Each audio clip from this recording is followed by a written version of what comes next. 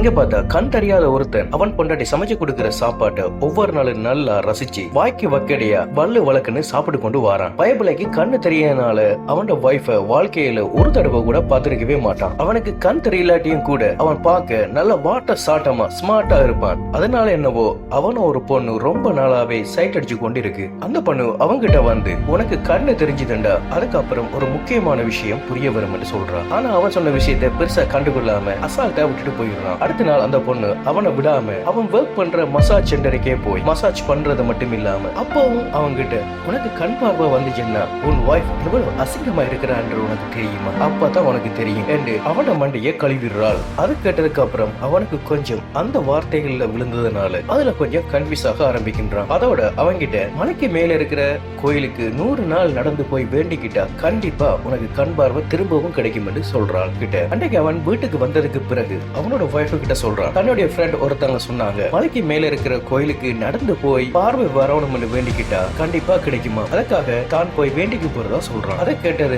அவளோட ஃபேஸ் இஞ்சி துண்ட குரங்கு மாதிரி சடனா ஒரு ரைட் சரியாயிடுச்சு. ஏனண்டா 30 வருஷமா அவனுக்கு கண் பார்வை தெரியாம இருந்ததுனாலேயே அவனோட வைஃப் எப்படி இருப்பான்னு அவனுக்கு கொஞ்சம் கூட தெரிஞ்சிருக்கிறாது இல்லையா. ஒருவேளை திரும்பவும் கண் பார்வை வந்துட்டா நம்மள வெறுத்துருவாயிரும் என்றோ பயப்படுறாள் அவள். அதுக்கப்புறம் அவங்கிட்ட நான் அசிங்கமா இருந்தா என்ன பிடிக்குமான்னு அவள் கேட்க பதிலுக்கு அதை அப்புறம் பாத்துக்கலாம் என்று சொல்லிட்டு பதில் சொல்லாம போயிடுறான். அடுத்த நாள்ல இருந்தே அவன் மழை வெயில் கூட பார்க்காம அந்த மலைக்கு மேல ஏறி அங்க இருந்த கோயில்ல போய் வேண்டிக்க ஆரம்பிக்கின்றான். அடுத்த நாள் அவன் வேலை செய்யற இடத்துல ஒருத்தர் அவனோட வைஃப் அந்த கோயில்ல டெய்லி பாக்குறதாகவும் அந்த பொண்ணு அவளுக்காக கண் பார்வை சீக்கிரம் கிடைக்கணும் என்று வேண்டிக்கிறதாகவும் அவர் சொல்றார். அதை கேட்டு அவன் தன்னுடைய வைஃப் அவனுக்காக வேண்டிக்கிறத நினைச்சு சரியா ஆச்சரியப்படுறான். அப்படியே 100வது நாளும் வருது. இன்னைக்கு எப்படியும் கண் பார்வை வந்துடும் என்ற நம்பிக்கையில ரொம்பவும் உருக்கமா பிரார்த்தனை பண்ணுறான். அப்படியே வேண்டுதலை முடிச்சு கொண்டு மெல்ல மெல்ல கண்ணை திறந்து பாக்குறப்ப சுத்தி ஒரே இருட்டு மயப்பந்தாங்க இருக்கு. அவனுக்கு கண் பார்வை வந்திருக்காது. வீட்டுக்கு வந்தது அவனோட வைஃப் கிட்ட 100 நாள் மலை ஏறி வேண்டினதுக்கு அப்புறமும் எந்த பலனும் இல்ல,